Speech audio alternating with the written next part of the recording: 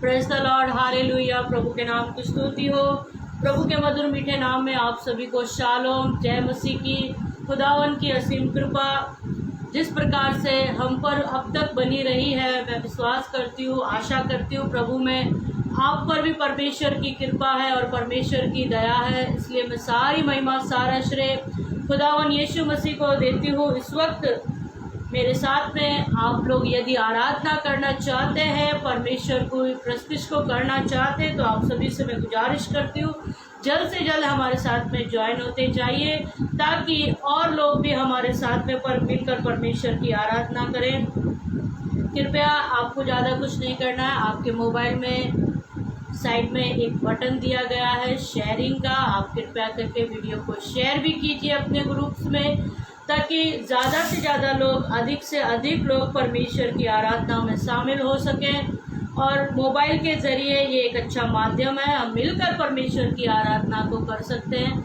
हम अपने अपने घरों में बैठकर और जिस किसी स्थान पर इस वक्त हम हैं, उस स्थान से हम परमेश्वर को महिमा दे सकते हैं। तो मैं आपसे फिर गुजारिश करती हूँ, वीडियो को शेयर कीजिए, ताकि ज़्यादा से ज़्यादा परिवार हमारे साथ में मिलकर परमेश्वर की आराधना करें। आइए, इस वक्त मैं ज़्यादा समय नहीं लूँगी, आप कृपया अपनी आँखों को बंद करें, ताकि हम परमेश्वर की उपस्थिति में जाएं और इस वक्त परमेश्वर की आराधना के लिए हम अपने आप को तैयार करें।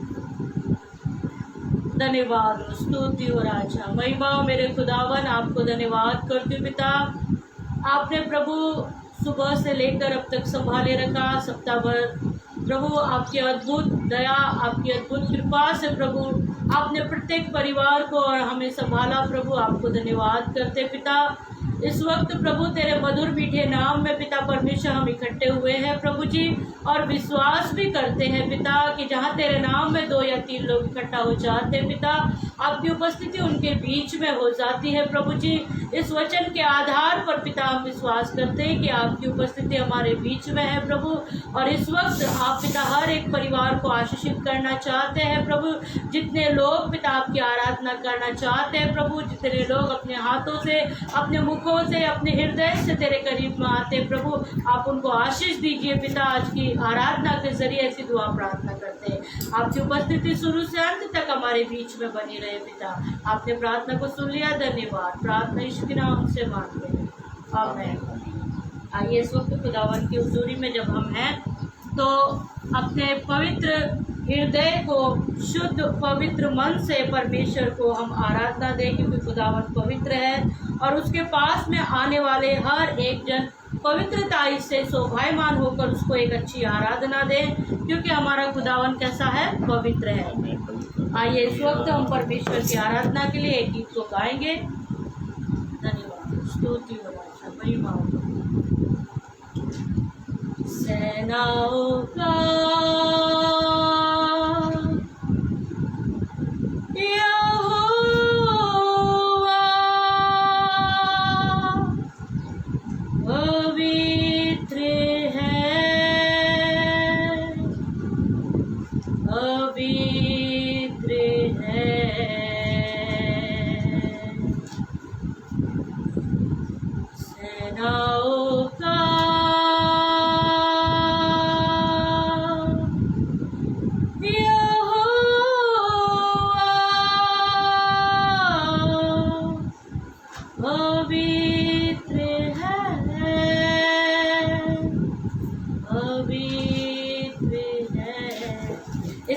पवित्र परमेश्वर की उपस्थिति में है, तो कृपया अपने हाथों को उठाकर दिल की गहराइयों से अपने पवित्र परमेश्वर को पवित्रता से शोभायमान होकर उसको एक स्तुति और एक अच्छी आराधना दे, क्योंकि कलाम भी कहता है जिस प्रकार से तुम्हारा बुलाने वाला पवित्र है, तुम भी पवित्र हो। तो आइए, शुद्ध मन से अपने परमेश्वर को मैं एक अच्छी आराधना, एक भेंट के रूप में चढ़ाऊं। सेनाओं का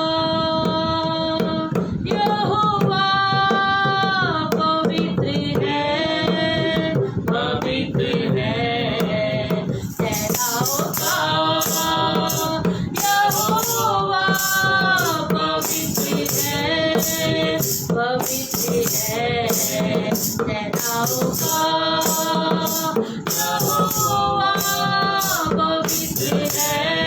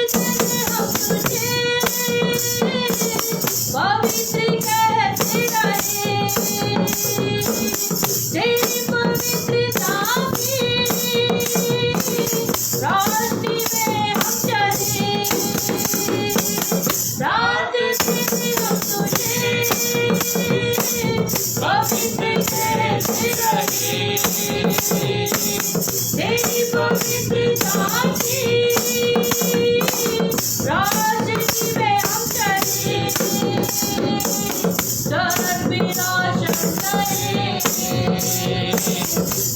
पवित्रता को दे, जग भी रोशन रहे, तेरी पवित्रता को दे। सेनाओं का यहोवा पवित्र है, पवित्र है, सेनाओं का यहोवा पवित्र है, पवित्र है, तू पवित्र पवित्र है, तू पवित्र पवित्र है, तू पवित्र पवित्र है, तू पवित्र पवित्र है, तू पवित्र पवित्र है, तू पवित्र पवित्र है, बला तू पवित्र पवित्र है, तू पवित्र पवित्र है, यहोवा पवित्र है, पवित्र है, यहोवा पवित्र है, पवित्र है, यहोवा पवित्र है, पवित्र है, यहोवा पवित्र है, पवित्र है, तू पवित्र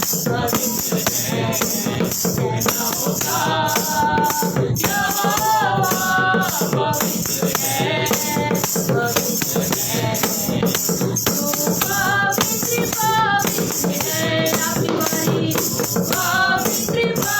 पवित्र है, तू पवित्र पवित्र है, तू पवित्र पवित्र है, तू पवित्र पवित्र है, हालेलुया पवित्र पवित्र है, तू पवित्र पवित्र है, तू पवित्र पवित्र है, तू पवित्र पवित्र है, तू पवित्र पवित्र है, तू पवित्र पवित्र है, तू पवित्र पवित्र है, तू पवित्र पवित्र है, तू पवित्र पवित्र है, उतरा उतरा उतरा, ऐसे का उतरा, उतरा उतरा उतरा, ऐसे का उतरा, उतरा उतरा उतरा, ऐसे का उतरा, गाइए उतरा उतरा उतरा, ऐसे का उतरा, उतरा उतरा उतरा, ऐसे का उतरा,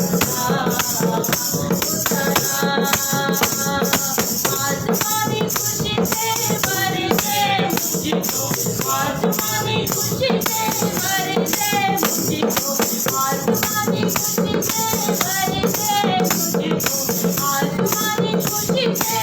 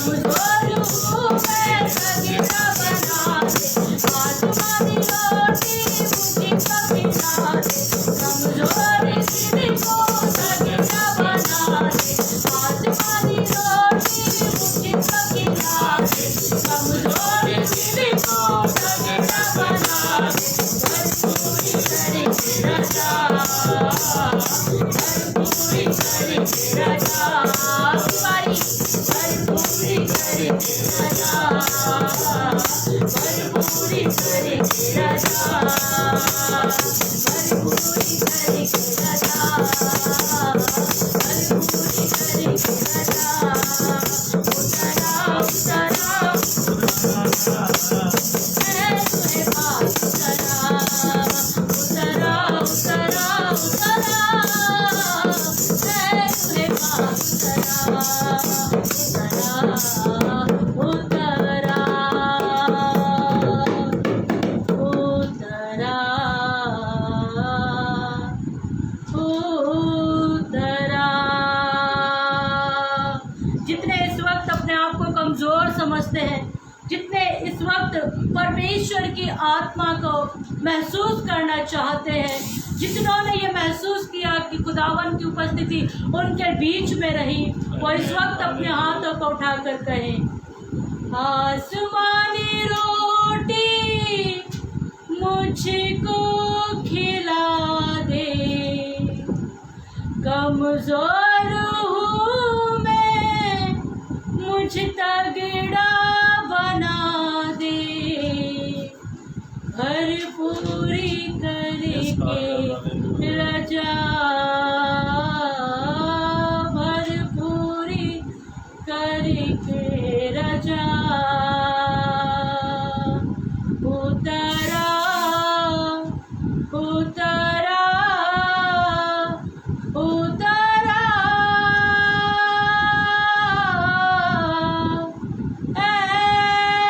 रूहे पाक उतरा उतरा उतरा। आइए इस वक्त हम अपनी आंखों को बंद करें। ये समय है जब हम परमेश्वर के कलाम को सुनने जा रहे हैं। हम अपने आप को परमेश्वर के हाथों में सौंपें, खुदावन से कहें कि आज का कलाम प्रभु, आज के कलाम के ज़रिए खुदावन तू हमसे बातें कर। आज के तेरे कलाम से जितने बंधनों में है वह छुटकारे को पाए। आज का कलाम लोगों के लिए शिफा को लेकर आए, जो बीमारी की दशा में है, जो कर्ज की दशा में है, जो इस वक्त अपने आप को बंधनों में महसूस करते हैं, जो ये सोचते हैं ये परिस्थितियाँ, ये हालात, इनसे हमें कैसे छुटकारा मिलेगा, ये सारी चीज़ें तो मेरे लिए असंभव सी है।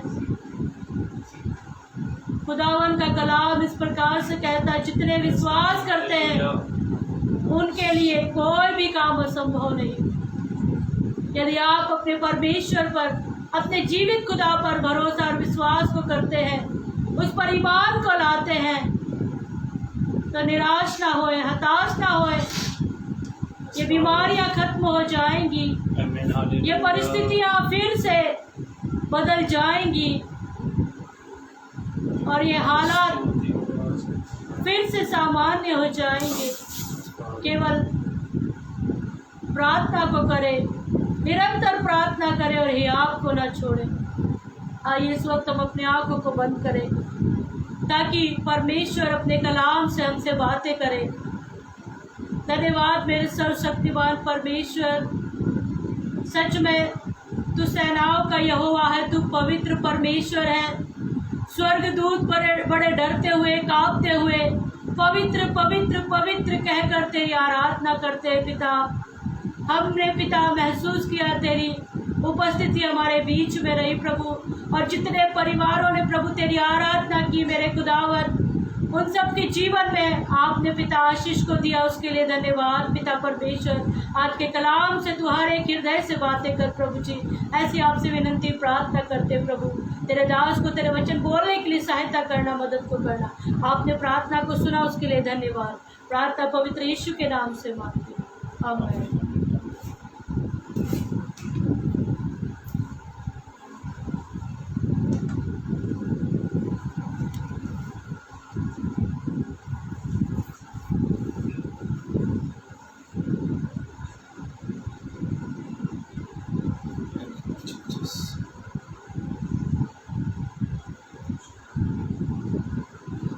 Praise the Lord. जय मसीह की।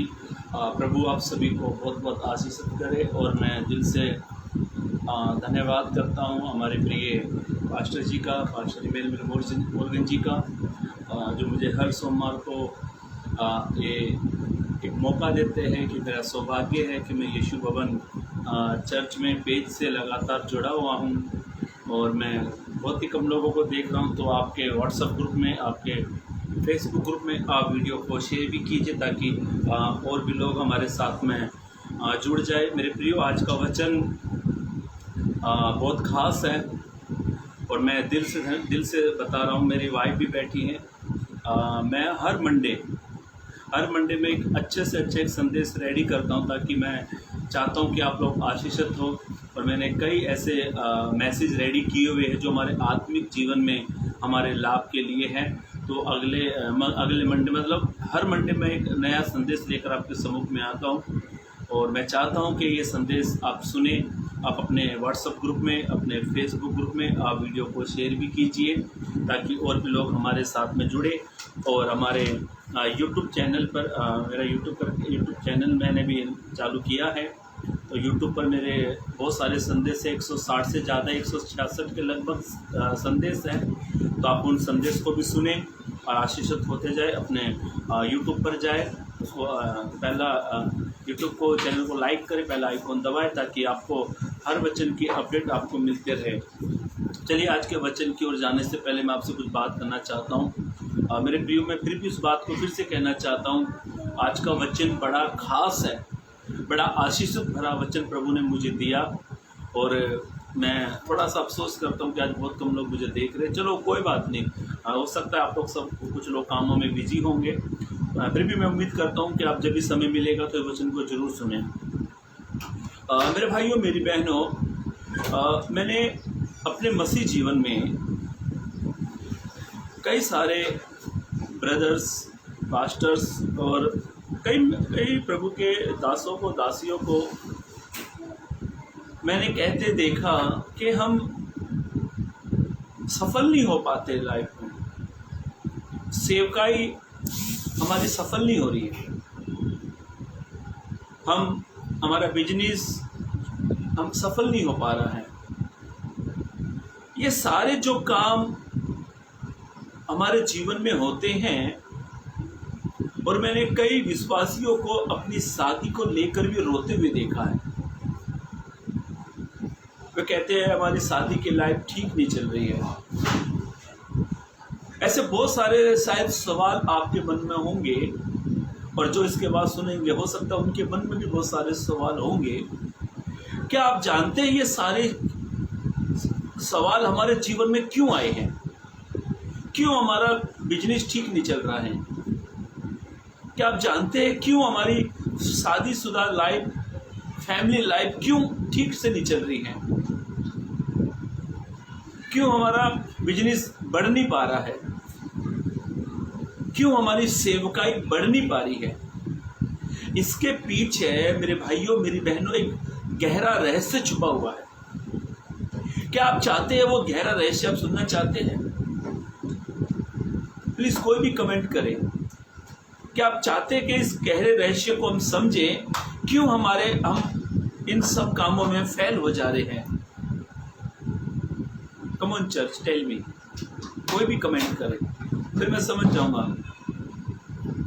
मेरे भाइयों, मेरी बहनों, अब मैं बताऊंगा क्यों हमारे जीवन में ये सारे मुसीबतें, या फैमिली लाइफ को लेकर, या सेवकाई को लेकर, परिवार को लेकर, ये सारी चिंताएं हमारे मन में जब आती है ना, हमारे माइंड में जब चिंता आती है ना, हम या तो सोचते हैं या तो हमारा रास्ता ठीक हो जाए, या तो फिर हम क्या सोचते हैं, सुसाइड कर लें।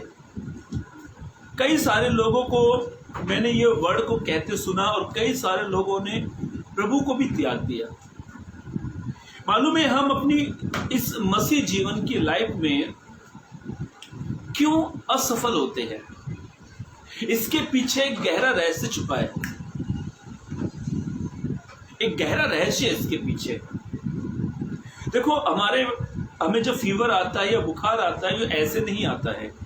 इसके पीछे डॉक्टर क्या करते हैं, हम डॉक्टर के पास जाते हैं, रिपोर्ट कराते हैं, जब ठीक नहीं हो पाते हैं तो डॉक्टर कहता है चलो अभी ये दवाई खाओ, सुबह शाम दोपहर 3 पुड़िया बांध देते हो, 3 पुड़िया से हम ठीक नहीं होते हैं। उसके बाद डॉक्टर क्या बोलता है, एक काम करो, ब्लड टेस्ट करो। ब्लड टेस्ट करने के बाद ही पता लगेगा आखिर क्यों बार बार बुखार आ रहा है। क्या आपने कभी ये सोचा है मैं क्यों सफल नहीं हो रहा हूं, मेरी फैमिली को लेकर, मेरे परिवार को लेकर, सेवकाई को लेकर, ऐसे बहुत सारे कामों को लेकर ये मैं खुद भी अपने आप में क्यों असफल हो रहा हूं।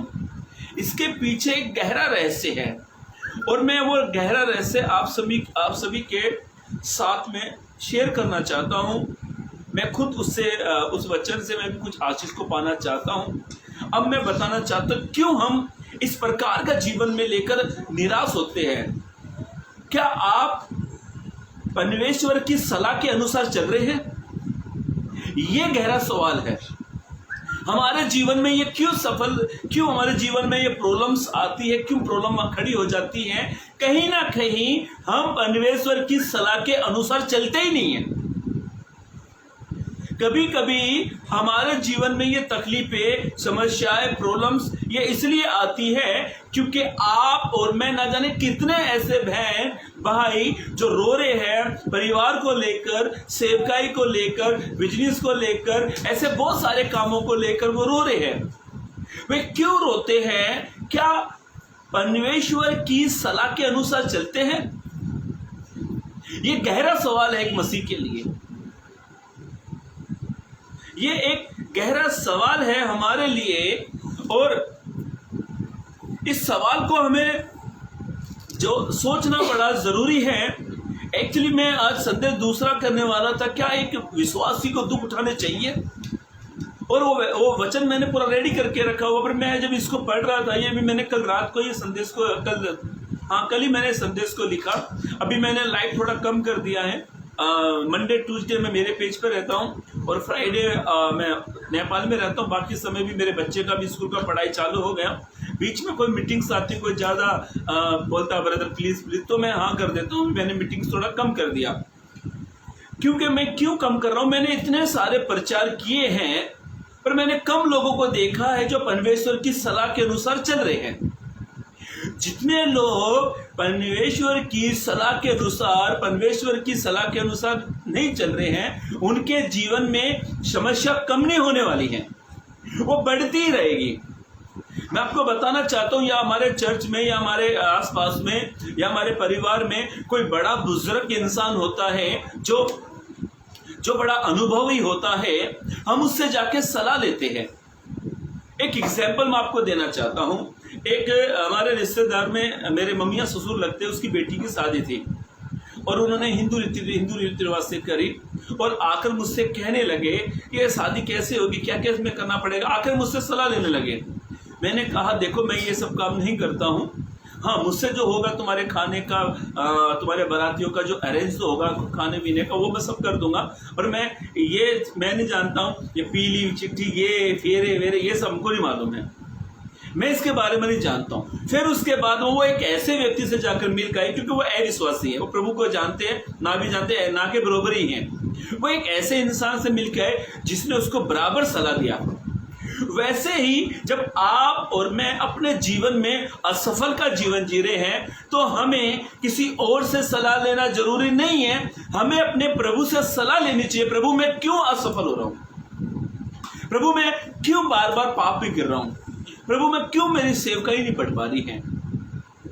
मेरे भाइयों मेरी बहनों, मैं आपको चंद कुछ उदाहरण बाइबल से, पवित्र कलाम से मैं आपको कुछ उदाहरण देना चाहता हूं। कितने लोग जिन्होंने परमेश्वर की सलाह के अनुसार चले, उनके जीवन में प्रभु ने बड़े महान काम किए। क्या आप रेडी है इस बात को लेकर कि मैं आज से अभी से इसी समय से मैं इंसानों की सलाह के अनुसार नहीं चलूंगा, मैं मेरे प्रभु की सलाह के अनुसार चलूंगा। हालेलुया। या आज यदि आपने ऐसा वायदा कर लिया है अपने आप में, यदि आपने एक डिसीजन ले लिया है कि मैं आज से अभी से ही अपने प्रभु की इच्छा, प्रभु की सलाह के अनुसार चलूंगा, तो मेरे भाइयों, मेरी बहनों, मेरा दावा है, चैलेंज आपसे, आप कभी अपनी लाइफ में असफल नहीं हो सकते, कभी भी नहीं हो सकते। कभी भी आप अपने आप को हारा हुआ महसूस नहीं करोगे। कभी आप अपने आप को कभी भी अपने जीवन में बहुत सारी समस्याओं को लेते हुए कभी नहीं देख पाओगे। ध्यान से सुने, मेरे पास 25 मिनट है, आपको मैं छोटा सा संदेश लेकर बैठा हुआ हूं। बहुत सारी काउंसलिंग मैंने आपको दे दी है। चलिए, मुझे याद आती है घटना, मूसा जो एक बड़ा नबी बना, मूसा एक बड़ा नबी था। उसने जब प्रभु ने उससे बातें की और प्रभु ने उससे कहा कि जा मेरे लोगों को गुलामी से छुड़ा, और वो गुलामी से छुड़ाकर लेकर आ गया। पर एक जगह पर मूसा ने जिद कर ली कि प्रभु मैं तेरी सलाह के अनुसार चलूंगा। वो प्रभु की उपस्थिति को मांग रहा है। मूसा ने प्रभु की सलाह के अनुसार कहा, प्रभु आप मुझे सलाह करें, आप मुझे गाइड्स करें प्रभु, आप मुझे अगुवाई करें प्रभु। यदि तू मुझे सलाह नहीं देगा प्रभु, यदि तू मुझे गाइड्स नहीं करेगा प्रभु, तो मैं एक कदम भी नहीं बढ़ाऊंगा। पर हम ऐसा नहीं करते हैं, हम कभी ऐसा करते ही नहीं है। प्रभु सलाह दे या ना दे कोई फर्क नहीं पड़ता है। जितने लोगों ने प्रभु की सलाह के अनुसार नहीं, परमेश्वर की सलाह जिन्होंने नहीं ली है, वो आज भी रो रहे हैं। कई लड़कों ने माता पिता की सलाह के अनुसार उनकी सलाह ही नहीं ली और जाकर शादियां कर ली, आज भी रो रहे हैं। कई सारे लोगों ने सेवकाई चालू करी है, घर घर जाकर प्रार्थना चलाते हैं, पर वो मीटिंग चलाने के समय कभी प्रभु की सलाह ही नहीं ली है। वो हाउस मीटिंग 4 दीवारों में चली रह गई। कितने सारे लोगों ने अपना काम, बिजनेस खड़ा किया जिसमें प्रभु की सलाह ही नहीं है उसके काम के लिए, वो बिजनेस असफल हो गया।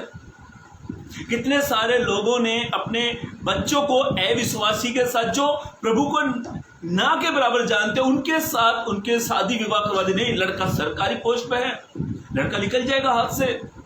वो लड़का लड़की के लिए विश्वासी बन गया, विश्वासी का उसको अर्थ भी नहीं मालूम है, तो भी लड़का कौन है? सरकारी पोस्ट पे है, सरकारी नौकरी, उसको प्रभु के बारे में बिल्कुल भी नहीं मालूम है। तभी प्रभु की सलाह, शादी में या उस रिश्ते करने में कभी भी प्रभु की सलाह तो छोड़ो, वो पास्टर की भी सलाह नहीं लेते हैं। फिर बाद में क्या होता है? दुश्मनाई, इधर से वो डंक मारेगी, इधर से ये डंक मारेगा।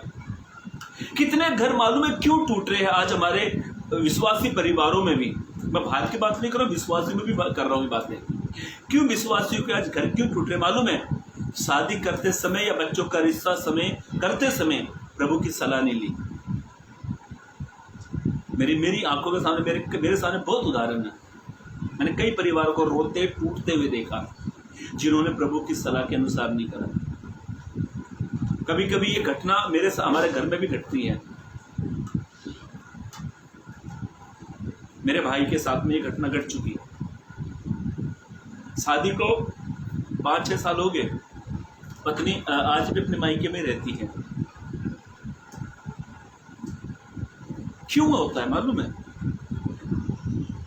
प्रभु की सलाह के अनुसार। मैंने शादी की, मेरे लिए बहुत अच्छे रिश्ते आए, बहुत अच्छे रिश्ते। जिस चर्च में मैं पहले था, अब बोलोगे था, अब नहीं है, जिस चर्च में मैं पहले था वहाँ के पास्टर ने अपने ही चर्च की लड़की के बोला, यहाँ एक से एक लड़की ऐसी लाइन से खड़ी करी जैसे बाजार में लड़कियाँ खड़ी जाती, बोला इनसे शादी करो, बात नहीं करना है। मुझे समझ में नहीं आया। मैंने बोला ऐसी मुझे लड़की चाहिए, ऐसी चाहिए जिसके साथ मैं प्रभु का काम कर सकूँ। मैं रुका, कई महीने लगे। उसके बाद मेरी पत्नी के साथ शादी, जिसने भी वर्शिप ली। आप मेरा पेज पर जाकर देख सकते हैं, या फिर आप यीशु भवन का ही आप देख सकते हो। 1 साल भर होने को आ रहा लगातार मेरी वाइफ एवरी मंडे को वर्शिप करती, प्रभु का काम करती साथ में। जिन्होंने प्रभु की सलाह के अनुसार अपना घर बांधा है ना, वो घर कभी टूटता ही नहीं है। जिन्होंने प्रभु की सलाह के अनुसार अपने बच्चों की शादियां की है ना, वो शादी कभी टूटेगी नहीं। जिन्होंने प्रभु की सलाह के अनुसार अपनी सेवकाई को आरंभ किया है ना, वो सेवकाई को भी बंद नहीं हो सकती है। जिन्होंने प्रभु की सलाह के अनुसार अपने घर को, अपने परिवार को, अपने बिजनेस को, अपने आप को तैयार किया है, वो कभी भी प्रभु को नहीं छोड़ेगा। क्यों आज ये सवाल हमारे जीवन में, क्यों हम प्रभु हमारे जीवन में ये सवाल आ रहा है कि मैं प्रार्थना कर रहा हूं तो मेरे साथ ऐसा होता है, मैं आराधना करता हूं तो मेरे साथ होता है, मैं चर्च में जाता हूं तो मेरे साथ होता है, मैं उपवास करता हूं तो मेरे साथ में होता है, मैं फास्टिंग करता हूं तो मेरे साथ में होता है, तो क्यों होता है ये आपका सवाल है, मेरा सवाल है। और सवाल हम खुद जानते ही है। कभी आपने प्रभु की सलाह ली आज तक? जिन्होंने प्रभु की सलाह नहीं ली ना, आज वो एक एक पैसे के मोहताज हो गए हैं। आज एक एक पैसों के लिए रो रहे हैं, आज एक एक पैसे के लिए तरस रहे हैं। परिवार को लेकर परिवार का प्यार नहीं मिल पा रहा है। क्यों? प्रभु की सलाह के अनुसार कुछ नहीं करते। यदि आप चाहते हैं कि मेरे घर में सबसे ज्यादा प्रभु की सलाह हो, तो आपको मजबूत होना होगा, आपको मजबूत होना होगा। बहुत सारा काउंसलिंग मैंने दे चुका, अभी तक मेरा प्रचार तैयार नहीं किया, मैंने अभी तक प्रचार स्टार्ट ही नहीं किया है। पर ये सत्य है, ये सत्य घटनाएं हैं। मैं ये नहीं कहता हूं कि सारे के सारे विश्वासी प्रभु की सलाह नहीं लेते। मैं किसी को ब्लेम नहीं कर रहा हूं, ना मैं किसी के ऊपर कमेंट कर रहा हूं, ना मैं किसी को टारगेट बना रहा हूं। पर आधे से ज्यादा लोग ऐसा ही करते हैं जो प्रभु की सलाह के अनुसार कुछ भी नहीं करते हैं। सेवकाई स्टार्ट नहीं हुई है, बंद पहले हो जाएगी। शादी हुई नहीं है, तलाक के पेपर पहले आ गए। प्रभु की सलाह के अनुसार यदि आपने अपने जीवन को आरंभ किया है ना, आरंभ किया है, मेरे भाइयों मेरी बहनों, मैं विश्वास से कहता हूं, आपको जिंदगी में कभी दुख का सामना नहीं करना पड़ेगा। यदि आएगा वो दुख, तो उस दुख में प्रभु ने आपके लिए बड़ी महिमा रखी होगी। यदि बीमारी भी आएगी ना, उस बीमारी में प्रभु ने अपनी बड़ी महिमा रखी होगी। मूसा ने प्रभु से कहा, प्रभु यदि आप मुझे सलाह ना दे तो मैं एक कदम भी नहीं रखूं। हम तो प्रभु की सलाह मिले या ना मिले 1000 कदम आगे भागेंगे। चलिए पढ़िए एक वचन, निर्गमन की किताब, पुराने नियम की दूसरी किताब है, निर्गमन की किताब उसका 33 अध्याय, निर्गमन की किताब उसका 33 अध्याय 15 और 16 पद को पढ़े। उसने उससे कहा, हाँ वचन पोस्ट कर रहे हो, हाँ पढ़ो। उसने उससे कहा, उसने उससे कहा, किसने? परमेश्वर ने मूसा से कहा। समझ चाहता हूँ, मूसा ने खुदा से कहा, परमेश्वर से कहा, प्रभु से कहा, यदि तू आप न चले, यदि तू आप न चले। देखो कितनी अच्छी बात मूसा कह रहा है। मूसा ने प्रभु से कहा, यदि तू आप न चले तो हमें यहाँ से आगे न ले जा। वो कहता है यहां से आगे मत लेकर जा। कितनी बड़ी सलाह मांग रहा मूसा। हम कहते हैं प्रभु से, प्रभु बस आप चल रहे हो तो ठीक है, नहीं तो आप बैठो अपने सियासत, हम चल रहे आगे। पढ़े आगे पढ़े। यह कैसे जाना जाए कि, अब मूसा कह रहा है ये कैसे यकीन होगा, कैसे जाना जाएगा? तेरे अनुग्रह की दृष्टि मुझ पर, तेरे अनुग्रह की दृष्टि मुझ पर है, और अपनी प्रजा पर है, और अपनी प्रजा पर है। क्या इससे नहीं, क्या इससे नहीं कि तू हमारे संग संग चले? क्या कह रहा मूसा? क्या नहीं कि तू हमारे संग संग चले, जिससे मैं और तेरी प्रजा के लोग पृथ्वी भर के सब लोगों से अलग, पृथ्वी भर के सब लोगों से अलग ठहरे। इसके हेडलाइंस पे लिखा हुआ है परमेश्वर की उपस्थिति का वचन। जब परमेश्वर की उपस्थिति आई ना, तब परमेश्वर ने मूसा को ये वचन दिए। और मूसा कह रहा है, यदि आप सलाह ना दे, ना आप यदि अगुवाई ना करे, तो मैं कैसे प्रजा को लेकर आगे चलूं, कैसे मैं दौड़ूं, कैसे मैं चलूं? मेरे भाइयों मेरी बहनों, प्रभु के अभिषिक्तों, मूसा एक अच्छा नबी था,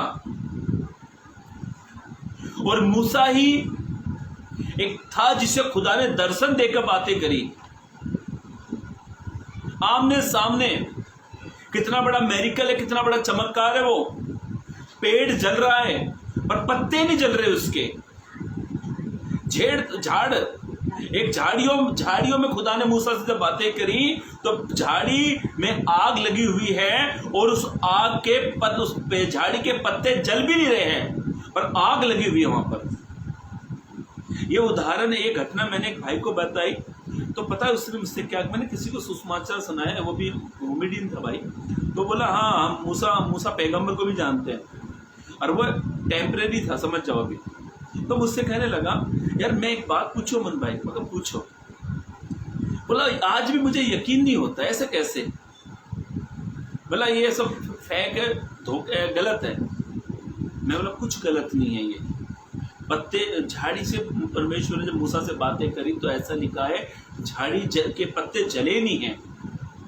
खैर वो हमारा टॉपिक नहीं है, हमारा विषय ये है कि मूसा परमेश्वर की सलाह के अनुसार चल रहा है। मुझे याद आती है घटना जब नूह ने जहाज बनाया था, तो नूह ने वो जहाज, जो इतना अच्छा जहाज बनाया नूह ने वो जहाज की खिड़की, छत, लंबाई, चौड़ाई, हर इतने सारे काम नूह ने खुदा की सलाह के अनुसार किए। ऐसा लिखा है कि वो जहाज उस जल प्रलय में डूबा नहीं। टाइटैनिक का जहाज जिसने बनाया था, जिसने दावा किया था कि स्वयं खुदा भी आ जाने जहाज को नहीं गिरा सकता, ये इतनी टेक्नोलॉजी के साथ इतना अच्छी तरीके से इसका आविष्कार किया है। खुदा तो छोड़ो, खुदा की बनाई हुई बर्फ के टुकड़े ने वो जहाज को खत्म कर दिया, जिसमें 2300 यात्री थे, जिन्होंने अपना परिवार, अपना कलेशिया, अपना कुटुंब, जिन्होंने प्रभु की सलाह के अनुसार चले हैं, वो परिवार ना तो तबाह हुआ है, ना वो परिवार मरा है, वरन वो परिवार का बचाव प्रभु ने किया है। इन दिनों में मेरे भाइयों, मेरी बहनों, आप अपनी समझ का सहारा मत लो, प्रभु की समझ के लो, प्रभु की सलाह लो।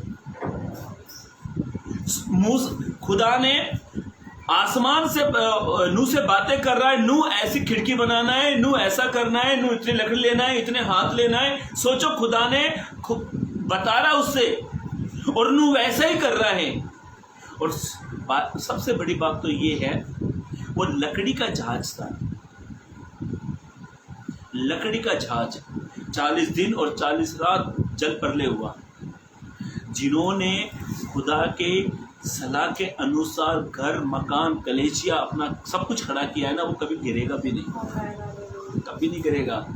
मेरा फेथ है, मेरा विश्वास है इस चीज के ऊपर। चलिए, मूसा ने कहा हे खुदा, यदि तू मुझे तेरी सलाह के अनुसार, यदि तू हमारे साथ ना चले, तू हमारी अगुवाई ना करे, तो मैं एक कदम भी आगे नहीं बढ़ाऊंगा। क्या हम कहते हैं प्रभु से अपने बच्चों के शादी विवाह के लिए, या कभी आपने ऐसा किया है? आप शादी के लिए तैयार हो जाओ, कभी आप घर के जो मुख्य है, प्रभु जी मेरी बेटी के लिए मैं लड़का देखने जा रहा हूँ, आप बताओ सही है गलत है? का आवाज आएगी गलत है, इधर से कहेगा शैतान यस है, तो किस मतलब नहीं, लड़का सरकारी पोस्ट पे है। नहीं, प्रभु ने नहीं कहा होगा, प्रभु अभी प्रभु कहीं आराम कर रहे होंगे, प्रभु ने नहीं कहा, ये तो शैतान का शब्द है। अपने शैतान का शब्द को क्या सोचते? प्रभु ने कहा है लड़का सरकारी पोस्ट पे है, भर्ती हो चुकी है उसकी, 40-50 हज़ार सैलरी कमाएगा। पास्टर ने पूछा विश्वासी है? नहीं, अभी आता है, अभी आना स्टार्ट किया, विश्वासी बन जाएगा। वो बनेगा या ना बनेगा वो बाद की बात है। फिर बाद में वो उधर, ये इधर। ये क्यों होता है? मैं ये नहीं कहता हूँ आप अपने बच्चों का अच्छा ना सोचें, अच्छी बात है सोचना, पर आप एक बात सोचें, वो परिवार या वो लड़का या लड़की प्रभु के होने चाहिए, प्रभु के होने चाहिए। नूह ने प्रभु की सलाह के अनुसार काम किया। क्या खुदा ने नूह को एक नक्शा दिया था? क्या नक्शा? नहीं दिया था। क्या नूह एक जहाज बनाने वाला था? नहीं था नूह जहाज बनाने वाला। पूरी बाइबल पढ़ लो, कहीं भी नहीं लिखा है कि नूह का वंश ने या नूह के खानदान ने जहाज बनाया होगा, नहीं बनाया था। और दूसरी बात, खुदा ने नूह को कोई नक्शा नहीं दिया था कि ऐसा बनाना है। और मैं एक बात कहना चाहता हूं, नूह के, ना तो नूह के खानदान में, ना नूह ने न कभी जहाज बनाया और ना खुदा ने उसको नक्शा दिया। पर एक बात सच है, नूह खुदा की सलाह के अनुसार काम कर रहा था, इसीलिए वह जहाज डूबा नहीं, इसीलिए वह नूह का परिवार नहीं मरा। जिन लोगों ने अपना परिवार, अपना वंश, अपना कुटुंब, अपनी सेवकाई, अपना मिनिस्ट्री, अपना बिजनेस खुदा की सलाह के अनुसार किया होगा, मेरा फेथ है, मेरा विश्वास है, आप कभी असफल नहीं हो सकते हो। मेरे भाइयों, मेरी बहनों, ध्यान से सुने। यदि आप, मैं दूसरी बात की ओर चल जाने वाला हूं। पहली बात मैं बता रहा हूं, मूसा ने खुदा से कहा, यदि तू हमारे साथ ना चले तो मैं एक कदम भी आगे नहीं रख सकते। आप एक अच्छी सेवकाई का आविष्कार करना चाहते हैं। मैंने कहीं तो मैंने बताया था, आप प्रॉपर बुसेरी करके एक प्रभु के दास थे, उनकी सेवकाई बढ़ नहीं पा रही थी। उनकी सेवकाई के, उनके चर्च के अंदर 5 या 6 लोग आते थे। प्रॉफेट बुसेरी करके एक प्रभु के दास थे, उनकी सेवकाई में आविष्कार नहीं हो रहा है। प्लीज ध्यान से सुनना, बहुत अच्छी टेस्टमनी है ये, आपके लिए अब काम आएगी। उनकी सेवकाई आविष्कार नहीं हो पा रहा है, कलेशिया नहीं बढ़ पा रही है। तो ये प्रभु के दास ने प्रभु से कहा, या तो सेवकाई बढ़नी चाहिए या तो मैं सेवका ही बंद कर दूं। इन्होंने प्रभु से सलाह ली, सलाह से पूछा प्रभु से, प्रभु मैं क्या करूं। प्रभु के दास ने, प्रॉफेट बुसेरी जी ने 90 दिन तक प्रार्थना करी और 90 दिन की प्रार्थना, उपवास में, प्रार्थना में एक सवाल प्रभु से उसने पूछा कि आप मुझे सलाह दें, क्या मेरी सेवकाई क्यों नहीं बढ़ पा रही है। मालूम है 90 दिन के बाद जिस प्रभु के दास प्रॉफेट बुसेरी जी के चर्च के अंदर जो 5 या 6 लोग आते थे, जब उन्होंने अपनी सेवकाई प्रभु के सलाह के अनुसार चालू किया, जब उन्होंने अपनी सेवकाई को आरंभ किया प्रभु की सलाह के अनुसार, 1 नहीं आया, 2 नहीं आए, 3 नहीं आए, 4 नहीं आए, 5 नहीं आए, 6 नहीं आए, 60 नहीं आए, 70 नहीं आए, पर मैं आपको कहना चाहता हूं 85,000 लोग चर्च में आने लगे। हालेलुया, 85,000, 85,000 लोग चर्च में आने लगे। ये क्यों हुआ प्रॉफेट बुसेरी जी के जीवन में? क्योंकि उन्होंने अपनी समझ से सेवकाई नहीं चलाई, उसने अपनी ताकत से सेवकाई नहीं चलाई, उसने अपनी समझ को खत्म किया, अपनी सोच को खत्म किया, पर उन्होंने प्रभु की सलाह के अनुसार सेवकाई का आरंभ किया। जहां पर 1-2 लोग आते थे, 85,000 लोग आने लगे। Hallelujah, praise the Lord. कोई तो बोलो प्रेज द लॉर्ड। 2-3 आने वाली संख्या में कहां 85,000 लोग आने लगे। आपको प्रभु एक बड़ी सेवकाई देगा, आपको प्रभु एक बड़ी सेवकाई देगा। कब देगा प्रभु आपको बड़ी सेवकाई, या फिर प्रभु आपको कब एक बड़ी सेवकाई के लिए इस्तेमाल करेगा? कब? पॉइंट सुने, आप प्रभु की सलाह के अनुसार चलते हो या चलती है तो प्रभु आपको बड़ी सेवकाई देगा। बड़ी सेवकाई, मूसा को बड़ी सेवकाई प्रभु ने दी थी। बड़ी सेवकाई, प्रॉफेट बुसेरी जी की सेवकाई को प्रभु ने टॉप लेवल पर लेकर गया। नूह की जो काम नूह के जीवन में हुआ, वो इसलिए हुआ कि नूह ने अपनी सलाह नहीं ली, प्रभु की सलाह के अनुसार काम किया। मेरे भाइयों, मेरी बहनों, पहला पॉइंट हम देख रहे थे, मूसा ने प्रभु की सलाह के अनुसार चला। दूसरा, हमारे जीवन में हम क्यों आशीषित नहीं होते हैं? दाऊद कहता है कि मैंने धर्मी को किसी के सामने हाथ फैलाते नहीं देखा है। क्यों हम एक आशीषित का जीवन नहीं जी पाते? क्यों हम असफल हो रहे हैं? अब्राहम को जब बुलाया उत्पत्ति 12:4 में, इस वचन के ऐसा लिखा वहां पर, उत्पत्ति 12:4 में इस वचन के अनुसार अब्राहम उठा और अपने भतीजे लूत को लेकर चल पड़ा। ऐसा लिखा है, चल पड़ा है। मैं उसका पहला पद पर प्रचार नहीं कर रहा हूं, उसके सेकंड पद पे बात नहीं कर रहा हूं कि पहले में ऐसा लिखा है, अपना कुटुंब, अपना परिवार, अपने देश को छोड़ पड़ा, और उसके बाद में दूसरे पद में खुदा ने उसको कहा, मैं तुझे बड़ी आशीष दूंगा, मैं जातियों का पिता तुझे बनाऊंगा। पर मैं उस वचन पे बात नहीं कर रहा, मैं 4 वचन पर फोकस कर रहा हूं जहां पर ऐसा लिखा है, उस वचन के अनुसार अब्राहम अपने घर से निकल पड़ा। मेरे भाइयों, मेरी बहनों, प्रभु ने अब्राहम के 15 के पहले पद में परमेश्वर ने अब्राहम को कहा, मैं तेरा अत्यंत बड़ा फल हूं। 15 के पहले में कहा, और परमेश्वर ने 17 के पहले पद में कहा, तू मेरी उपस्थिति में चल और सिद्ध होता जा। मेरे भाइयों, मेरी बहनों, आप जानते हैं अब्राहम आशीषों का मूल, एक आशीष। अब्राहम के जीवन में इतनी सारी आशीषें। अब्राहम प्रभु की सलाह के अनुसार चलता था। प्रभु ने कहा अब्राहम तंबू गाड़, तो गाड़ दिए। कहा तंबू उखाड़, तो उखाड़ दिए। जो अब्राहम के साथ में जो लोग थे ना, वे शायद सोचते होंगे, लगता हमारा स्वामी तो पागल ही हो गया है। कभी कहता है गाड़, कभी कहता है उखाड़, कभी कहता है गाड़, कभी गाड़। आधी जिंदगी तो गाड़ने उखाड़ने में चली गई, बची कुछ जिंदगी अब्राहम के साथ। इसका मतलब मालूम क्या है? अब्राहम अपनी सलाह के अनुसार नहीं चल रहा था, अब्राहम अपने खुदा की सलाह के अनुसार चल रहा था। और मैं आपको बताना चाहता हूँ, उत्पत्ति 15 और उत्पत्ति 17 अध्याय में खुदा ने संतान नहीं दी थी उससे, वायदा किया था जब आप प्रभु की सलाह के अनुसार चलोगे ना, प्रभु आपसे कमेंट करेगा, प्रभु आपसे वायदा करेगा। और वो वायदा, क्योंकि ऐसा लिखा है पहाड़ टल जाएंगे, सब कुछ टल जाएगा, बस उसकी कही हुई बातें कभी नहीं टलेगी। सारा की नजर में यह बात कठिन थी, वो अपनी स्थिति पर हंस रही थी क्योंकि वो बूढ़ी हो चुकी थी, और उनके लिए बात कठिन हो सकती है, पर प्रभु के लिए बात कोई कठिन नहीं है। मेरे भाइयों, मेरी बहनों, अब्राहम आशीषों का पिता, अब विश्वासियों का पिता, आशीष का मूल इसलिए ठहरा क्योंकि अब्राहम, कहीं भी ऐसा नहीं लिखा है कि अब्राहम ने खुदा की बात को अवॉइड किया हो या इनको इग्नोर किया होगा, कहीं भी नहीं लिखा है। शायद अब्राहम की जगह पर हम होते, अब्राहम की जगह पर आप होते, मैं होते, तो सोचते थे प्रभु कितनी बार बंबू गाड़ूंगा, प्रभु कितनी बार ये तंबू गाड़ूंगा, प्रभु गाड़ गाड़ कर हाथों में छाले हो रहे, प्रभु उखाड़ रहे, प्रभु गाड़ रहे।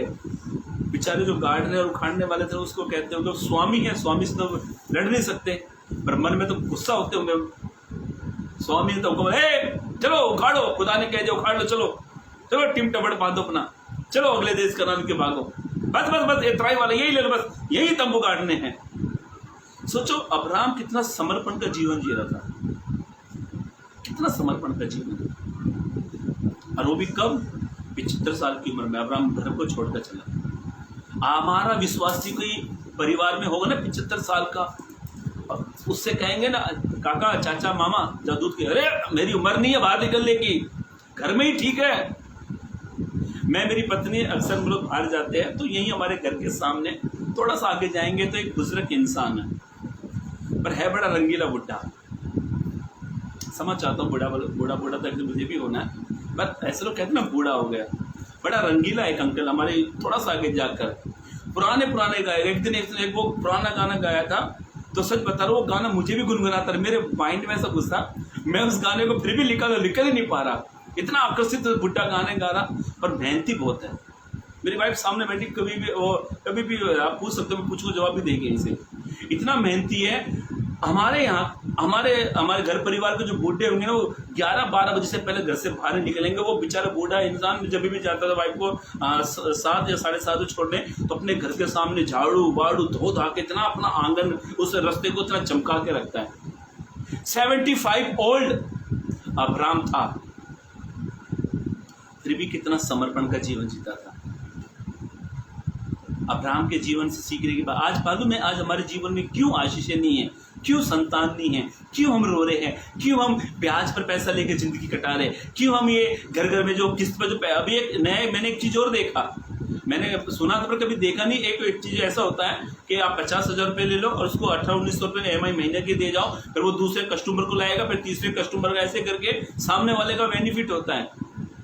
ऐसे भी लोग पैसा लेकर, एक बार है ना, पैसा लेने से पहले एक बार ये चेक करना, प्रभु मैं आपके साथ सही चल रहा हूँ क्या? क्योंकि दाऊद ने कहा है, दाऊद झूठा नहीं है, बाइबल झूठी नहीं है। दाऊद ने कहा मैंने लड़कपन से बुढ़ापे तक मैंने किसी को धर्मी को किसी के सामने हाथ फैलाते नहीं देखा आज तक। जो लोग प्रभु की सलाह के अनुसार चलते हैं वे कभी उनके जीवन में कोई कमी घटी नहीं होती, वे आशीषित होते हैं। क्या ये जो प्रभु के जो बड़े बड़े दास हैं जिनके जीवन में कोई तकलीफें नहीं है, होती भी सबके जीवन में तकलीफें, तो मैंने कई प्रभु के दासों को देखा जिनके जीवन में कोई तकलीफ समस्या नहीं, मालूम है क्यों? वो एक समर्पण का जीवन जीते हैं। चलिए तीसरी बात को पॉइंट बताकर आगे बढ़ रहा हूं। क्या आप जब आप अन्वेषवर की सलाह के अनुसार चलेंगे तो प्रभु आपको एक बड़ी आशीष देगा, बड़ी आशीष। अब्राहम को प्रभु ने एक बड़ी आशीष दी, और मैं ये आशीष के बारे में बात नहीं कर रहा हूं। सबसे बड़ी आशीष क्या है मालूम है? उसको एक संतान मिली। अब्राहम प्रभु की सलाह के अनुसार चलता था। मैं कहता हूं, बाइबल कहती है भजन 34 के 7 पद में, परख कर देखो यहोवा कैसा भला है। एक बार परख कर तो देखो, सलाह लेकर चल के तो देखो, नहीं फायदा हो रहा है तो फिर छोड़ दो। परख कर देख लो एक बार। मैंने परखा है, हमारे जीवन प्रभु ने बहुत आशीष दिया हमें। तीसरी बात, मालूम है हम क्यों बार बार पाप में हार जाते हैं? क्यों हम पराजय का जीवन जीते? पराजय का मतलब क्या होता है आप बता सकते हैं मुझे? पराजय का मतलब क्या होता है बता सकते हैं मुझे? है हारने वाला। पराजय का मतलब होता है हारने वाला। कितनी बार आप उसी पाप में आप हार जाते हो? मैं हार जाता हूं। आप कितनी बार बार आप हार का जीवन जी रहे हैं? मैं आपको एक उदाहरण देकर समाप्त कर दूंगा, ध्यान सुनना प्लीज, ध्यान दें। दाऊद, पवित्र कलाम ऐसे बताता है, जब दाऊद का अभिषेक हुआ, दाऊद का जब अभिषेक हुआ तो फिलिस्ती लोग दाऊद को मारने के लिए दाऊद को मारने के लिए ढूंढने लगे। जब दाऊद उनका सामना करने के लिए चला तो ऐसा लिखा है कलाम में, दाऊद, ध्यान से सुना प्लीज, इधर ध्यान दे। दाऊद जब फिलिस्तियों का सामना करने के लिए चला तो दाऊद के साथ उसके सैनिक भी थे, और ऐसा लिखा दाऊद के पास बड़े सूरवीर योद्धा भी थे। पर दाऊद ने किसी की सलाह नहीं ली, दाऊद ने अपने खुदा की सलाह ली। मैं आपको रेफरेंस एक वचन पढ़ाकर उसी में से आपको मैं समाप्त कर दूंगा। दूसरा इतिहास समझ चाहता हूं, पहला इतिहास की किताब, पहला इतिहास की किताब 14 अध्याय, हाँ 14 अध्याय उसका 10 पद पढ़ लीजिए। तब दाऊद ने परमेश्वर से पूछा, ये घटना आप आराम से पढ़ लेना। मैं आपको एक ये सोचो आपके प्रकार के मैं उदाहरण होमवर्क ही दे रहा हूँ, पढ़ लेना। पहला इतिहास 14 अध्याय 8 से 17 तक आप पढ़ लेना। इसमें इस घटना में दाऊद ने परमेश्वर से 3 बार सलाह ली। ऐसा लिखा है कि दाऊद ने खुदा से पूछा, हाँ, क्या मैं फिलिस्तियों पर चढ़ाई करूं? क्या मैं उस फिलिस्तियों पर चढ़ाई करूं, उनको मारने के लिए आगे बढ़ूं? और क्या तू उन्हें मेरे हाथ में कर देगा? क्या तू उन लोगों को मेरे हाथ में कर देगा? यहोवा ने उससे कहा, यहोवा प्रभु ने उससे कहा, चढ़ाई कर, क्योंकि उन्हें तेरे हाथ में कर दूंगा। अभी ध्यान से सुनना, इस पद में खुदा ने क्या किया? चढ़ाई कर। अब इसका 13 से पढ़े, 13-14 पद पढ़े। फिर दूसरी बार फिलिस्तियों ने उसी तराई में धावा बोला। हाँ। तब दाऊद ने परमेश्वर से फिर पूछा, और परमेश्वर ने उससे कहा, उनका पीछा मत कर। क्या लिखा है? उनका पीछा मत कर। पहले खुदा ने क्या किया? पहले क्या कहा? चढ़ाई कर। अब खुदा क्या कह रहा है? उनका पीछा मत कर। इसका मतलब क्या है कि दाऊद अपने आप का सहारा नहीं ले रहा है, दाऊद अपने लोगों के साथ उनकी सलाह नहीं ले रहा है, दाऊद किसी की सलाह नहीं ले रहा है, दाऊद अपने खुदा की सलाह ले रहा है। ऐसा लिखा है मेरे भाइयों मेरी बहनों, उसके 16 पद में ऐसा लिखा है, तब परमेश्वर की इस आज्ञा के अनुसार दाऊद ने इस्राएलियों को लेकर जब फिलिस्तियों पर चढ़ाई की, उनको मार डाला, उनको मार डाला। तब दाऊद की कीर्ति देश देश में फैल गई और दाऊद का सब लोगों के मन में दाऊद का भय आ गया। इसका अर्थ क्या है इस वचन का? एक काफी घटना बड़ी है, मैं शॉर्ट एंड स्वीट आपको छोटे शब्दों में बता देता हूं। 11 पद में, उसके 10 पद में जब दाऊद ने खुदा से पूछा, सलाह ली कि खुदा मैं चढ़ाई करूं, तो खुदा ने क्या कहा? चढ़ाई कर। ध्यान से सुनना, प्रभु ने कहा चढ़ाई कर। 14 पद में दाऊद ने फिर सलाह ली प्रभु से, तो प्रभु ने क्या कहा? जाकर खत्म कर दे, रुक जा। वाओ, कितना समर्पण, कितना अच्छा सलाह ले रहा है। हम इसलिए पराजय का जीवन जीते हैं, क्यों हम हार का जीवन जीते हैं, क्यों वो पाप हम पर विजय प्राप्त कर लेता है, क्यों शैतान हम पर विजय प्राप्त कर लेता है? क्योंकि हम ना तो अपनी ना खुदा की सलाह लेते हैं, इसलिए हारते हैं।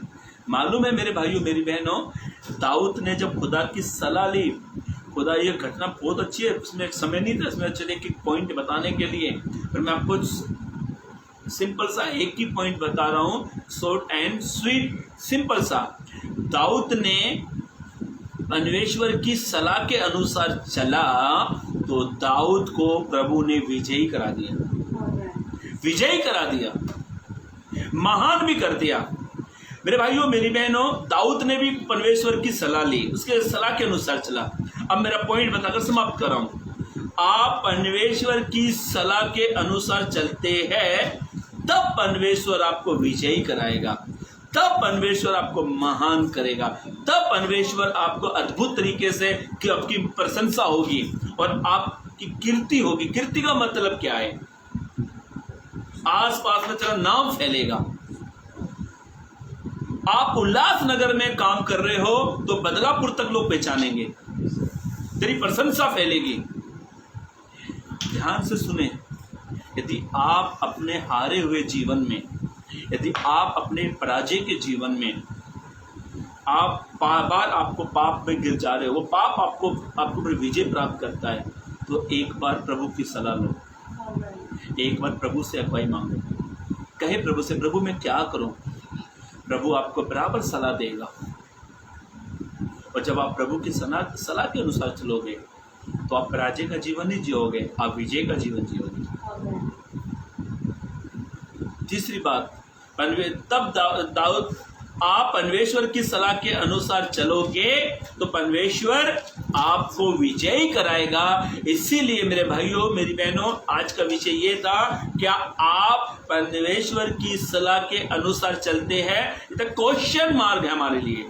यदि अब तक नहीं चल रहे हैं तो आज से चलना शुरू कर दो। यदि अब तक आप हार का जीवन जी रहे हैं, चलना शुरू कर दो। यदि आपके जीवन में आशीषें नहीं है तो चलना शुरू कर दो। प्रभु आपके जीवन में बड़े महान काम करेगा, जो आपकी आंखों ने नहीं देखा है, कानों ने नहीं सुना है, दिल में वो बात नहीं आई है, उससे बढ़कर प्रभु आपके लिए काम करेगा। प्रभु इस वचन के जरिए आप सभी को आशीष दे, चलने के लिए मदद और सहायता करे। Praise the Lord, God bless you. जय मसीह की।